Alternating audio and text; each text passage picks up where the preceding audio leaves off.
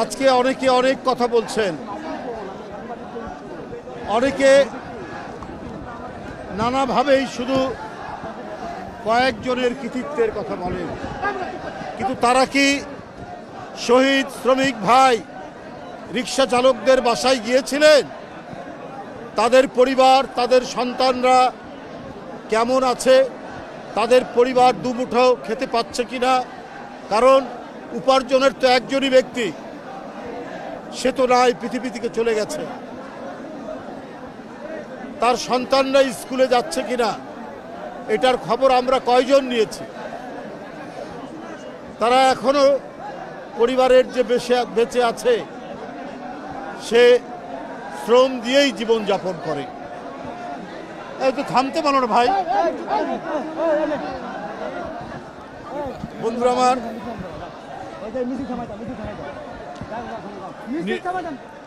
15 বছরের 16 বছরের নিরবচ্ছিন্ন এই আন্দোলনে তো জাতীয়তাবাদী শক্তির অনেকে নেই। ওরা কোথায় গিয়েছে? ওরা কি বেড়াতে গিয়েছে? কোনো প্রমোদ ভবনে গিয়েছে? হাসিনা তো ওদেরকে নিরুদ্দেশ করেছে। কোথায় জাকির সুমন? কোথায় ইলিয়াস আলী? কোথায় চৌধুরী আলম? কোথায় সাইফুল ইসলাম হিরু? কোথায় হুমায়ুন পারভেজ? এদের যে অবদান, এই অবদান তো গণতান্ত্রিক আন্দোলনের জন্য গোটা জাতিকে অগ্নিগর্ভ করে তুলেছিল। আর তারই পরিণতি জুলাই আগস্টে হয়েছে। সেখানেও যারা জাতীয়তাবাদী শক্তির সমর্থক, বিএনপির সমর্থক, এই ধরনের শ্রমজীবী মানুষ প্রায় 97 জন মানুষ আজকে পৃথিবী থেকে বিদায় নিয়েছে। এরা তো একটা গণতন্ত্রের বড় শহীদ। আজকে কয়জন এদের কথা বলে? অন্তর্বর্তীকালীন সরকার, তার উপদেষ্টা মণ্ডলী কয়জন তাদেরকে স্মরণ করেছেন? তারা তো সরকার গঠন করেছেন, তারা উপদেষ্টা হয়েছে, কিন্তু তারা প্রায় অনেকেই মাঝে মাঝে সবক দেয়। আবার দুই একটি রাজনৈতিক দল দেখি তারাও সবক দেন যে চাঁদাবাজ বিদায় নিয়েছে, আর কোনো চাঁদাবাজকে আমরা দেখতে চাই না, না আসুক, চাঁদাবাজ না আসুক। কাকে উদ্দেশ্য করে বলছেন?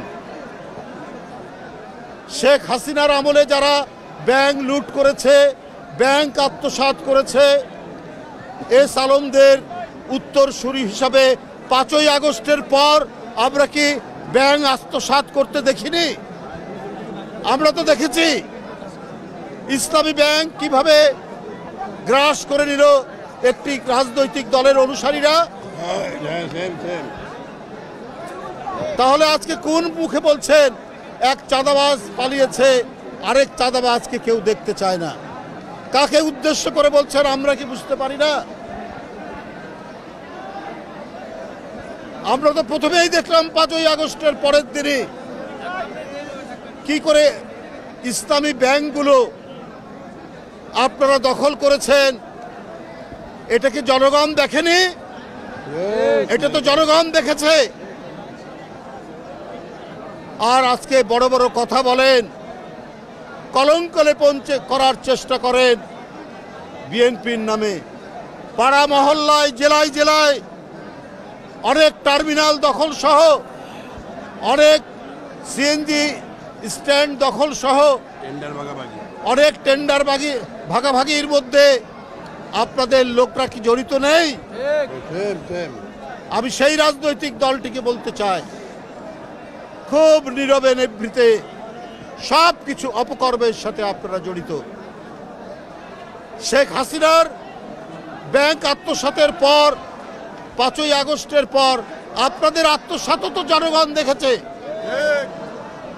আমরা হাসিনার আমলে দেখেছি চাপাতি লীগ, হেলমেট লীগ, বন্দুক লীগ, আবার জনগণ তো এটাও জানে খুর লীগ এবং খুর পার্টি এবং পায়ের রক কাটা পার্টি এরা কারা, এদেরকে জনগণ জানে না? কারা পায়ের রগ কাটে তাদেরকে তো জনগণ ঠিকই জানে, চেনে। সুতরাং খুব ঘোলা পানিতে মাছ শিকার করার চেষ্টা করছে। আপনাদের ৭১-এর অর্জন কি? আপনারা ৭১-এর বিরোধিতা করেছেন। জিয়াউর রহমান স্বাধীনতা ঘোষণা দিয়েছেন। এই গৌরব বিএনপির, ৭১-এর গৌরব, ৯০-এর গৌরব, এই গৌরব বিএনপির। কারণ সেদিনও আপনারা শেখ হাসিনার সাথে আতাত করে আপনারা এরশাদের মতো একটা আরেক সংবাদ সম্মেলন হচ্ছে এখানে, সোনার দিয়ে এখানে আপনারা সেদিন জাননি এরশাদের কুলাঙ্গারের নির্বাচনে, ৮৬ সালের নির্বাচনে, এটাও তো জনগণ দেখেছে। কিন্তু বিএনপি সেই নির্বাচনে যায়নি। তার নেত্রী বলেছিলেন, দেশনেত্রী বেগম খালেদা জিয়া, যে এরশাদের অধীনে কোনো নির্বাচন করব না, স্বৈরাচারের অধীনে কোনো নির্বাচন করব না। আপনারা মঈনুদ্দিন ফখরুদ্দিনের, ওরা গণতন্ত্রকে ধ্বংস করার জন্য এবং একটি ভয়ঙ্কর হাসিনার স্বৈরাচার কায়েমের জন্য এসেছিল। তখনও সেদিন আপনারা বাধ্য করেছিলেন তার নির্বাচনে যেতে। এটাও তো জনগণ জানে এবং জনগণ দেখে। আপনারা তো ইসলাম নিয়ে রাজনীতি করেন। ইসলাম মানে কি বারবার মুনাফিকি করা? ইসলামের মর্ম বাণিত হচ্ছে তুমি যে অঙ্গীকার করো সেই অঙ্গীকার তুমি রক্ষা করবে, এটাই তো ইসলামের মর্মবাণী। বন্ধুরা আমার, বিএনপির সেই ঐতিহ্যের পতাকা ধারণ করে, যে ঐতিহ্যের মধ্যে আছে জনগণের কাছে অঙ্গীকার থেকে বিন্দুমাত্র বিএনপি পশ্চাৎপসরণ করে না। এই গৌরব বিএনপির, এই গৌরব জিয়াউর রহমানের, এই গৌরব দেশনেত্রী বেগম খালেদা জিয়ার, এই গৌরব তারেক রহমানের। তাই বন্ধুরা আমার, ৭১ থেকে আপনার ৫ই আগস্ট পর্যন্ত গণতন্ত্রের প্রশ্নে কখনো মাথা নিচু করেনি বিএনপি। আপনারা ৫ই আগস্টের পর কি বললেন? ভারতের সাথে আপনারা সম্পর্ক উন্নয়ন করবেন, ভালো কথা, আমাদের আপত্তি নেই। আপনারা আওয়ামী লীগকে ক্ষমা করে দেবেন। আপনাদের নেতারা মৌলানা সাইদি সাহেব, সেই সাইদি সাহেবের বিরুদ্ধে মিথ্যা সাক্ষী দেওয়ার জন্য সুকরঞ্জন বালিকে গোয়েন্দা পুলিশ ধরে নিয়ে গিয়ে তার শরীরে ইলেকট্রিক শক দিয়েছে। কালকেই দেখবেন তার সমস্ত বয়ান এসছে। সুকরঞ্জন বালি হিন্দু ধর্মের একজন মানুষ, তাকে শেখ হাসিনার গোয়েন্দা বাহিনী বলেছে যে তোমরা বলো তোমার ভাইকে হত্যা করিয়েছে মৌলানা সাইদি সাহেব। সে বলেছে আমি মিথ্যা কথা বলবো না, না সেটা করেনি।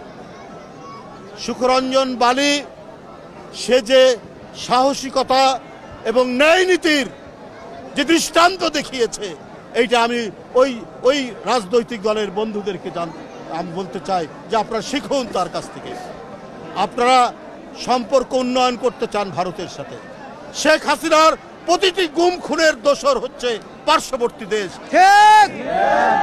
এই সুকরঞ্জন বালিকে আপনার হাইকোর্টের গেট থেকে গোয়েন্দা পুলিশ ধরে নিয়ে গিয়ে তাকে এখানে টর্চার করে তাকে টাকার অফার দেওয়ার পরও সে যখন মাথা নোয়ায়নি তাকে ভারতে পাচার করে দিয়েছে এবং ভারতের কারাগারে সে 5 বছর ছিল।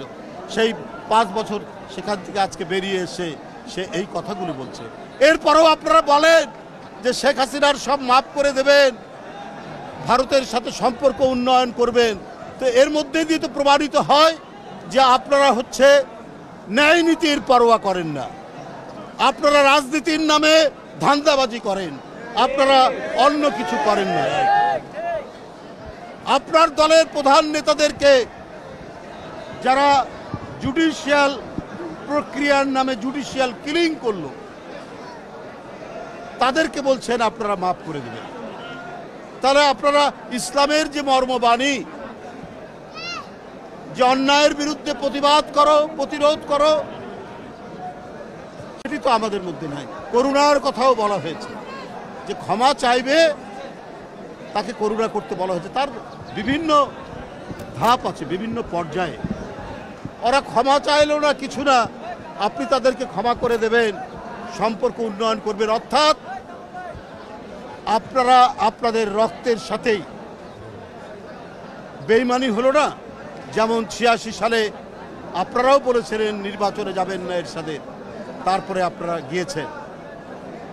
বন্ধুরা আমার, এই ধরনের অপপ্রচার এর সাথে আজকে শুধু পার্শ্ববর্তী দেশ তারাই শুধু অপতথ্য, অপপ্রচার, কলঙ্ক লেপনের চেষ্টা করছেন না, ভেতর থেকেও অনেকে, ওই আমি আগেই যেটা বলেছি যে ঘোলা পানিতে মাছ শিকার করার রাজনৈতিক ফায়দা তুলতে চাচ্ছেন। কিন্তু আমাদের যে গণতন্ত্রে এত অবদান, গণতন্ত্রে এত যে আত্মদান, এত মানুষ নিরুদ্দেশ, এত মানুষ বিচার বহির্ভূত হত্যার শিকার, আজকে তো সমস্ত গণতন্ত্র বনা শক্তি এক জায়গায় থাকার কথা ছিল, অথচ এই শক্তিকে ফাটল ধরিয়ে দুই একটি রাজনৈতিক দল যেভাবে তারা নিজেদের ফায়দা তোলার চেষ্টা করছেন, এদেশের মানুষ সব জানে। তারা জানে কারা দেশপ্রেমিক, তারা জানে কারা স্বাধীনতা বিশ্বাস করে, কারা সার্বভৌমত্ব বিশ্বাস করে, কারা বহুদলীয় গণতন্ত্রে বিশ্বাস করে, কাদের ঐতিহ্যের মধ্যে জড়িয়ে আছে। এই সমস্ত বৈশিষ্ট্যগুলো এই দেশের জনগণ জানে বন্ধুরা। তাই আপনাদের কাছে আমি আর বক্তব্য দীর্ঘায়িত নয়, আমি শুধু এটুকুই বলবো যে আজকে এই যে আত্মদান, এই যে রিক্সা শ্রমিক চালকদের সভাপতি এখানে আছে, সাধারণ সম্পাদক আছে, এখানে আমাদের শ্রমিক নেতা, বিখ্যাত শ্রমিক নেতা বাংলাদেশের শামসুর রহমান শিমুল বিশ্বাস অ্যাডভোকেট, তিনি এখানে উপস্থিত রয়েছেন। আরও আমাদের কেন্দ্রীয় নেতৃবৃন্দ মীর শরফত আলী সপু, মাহমুদুর রহমান সুমন, তার মাহবুবুর রহমান স্বপন, অনেকে এখানে উপস্থিত আছেন। আজকে শ্রমিক ভাইদের এই যে বিজয় দিবসে তাদের আজকের এই শহীদ জিয়ার মাজারে এখানে উপস্থিত হয়েছেন। তাদের শহীদদের যে স্মৃতি, তাদের শহীদদের যে আত্মদান, তাদের আত্মার প্রতি শ্রদ্ধা জানাতে আমি তাদের সাথে একই সুরে সুর মিলিয়ে আমরা সেই সমস্ত শহীদ যারা জুলাই আগস্টে নিজের জীবন দিয়েছেন গণতন্ত্রের জন্য, স্বাধীনতার জন্য, সার্বভৌমত্বের জন্য, আমি তাদের আত্মার মাগফিরাত কামনা করছি, শান্তি কামনা করছি। আল্লাহ তাআলা নিশ্চয়ই তাদেরকে বেহেশত নসিব করবেন, কারণ তারা দেশের জন্য জীবন দিয়েছেন। আপনাদের সকলকে ধন্যবাদ। নতুন বছরের প্রত্যাশাটা যদি একটু বলেন। আপনাদের প্রত্যাশা? নতুন বছরের প্রত্যাশা হচ্ছে সামনে যার জন্য 15-16 বছর সংগ্রাম, সেই সংগ্রামের অন্যতম শর্ত, অপরিহার্য শর্ত হচ্ছে যে শেখ হাসিনা তার স্বৈরতন্ত্র টিকিয়ে রাখার জন্য অবাধ সুষ্ঠু নির্বাচনে পাঠিয়েছিল। বাংলাদেশ থেকে গণতন্ত্রের সকল প্রতিষ্ঠানকে ধ্বংসস্তূপে পরিণত করেছিল এবং বাংলাদেশকে আজ্ঞাবাহী রাষ্ট্রে পরিণত করেছিল। কারণ আমাদের সীমান্তে কেউ যদি গুলি খেয়ে মারা যায় তার প্রতিবাদ করতো না।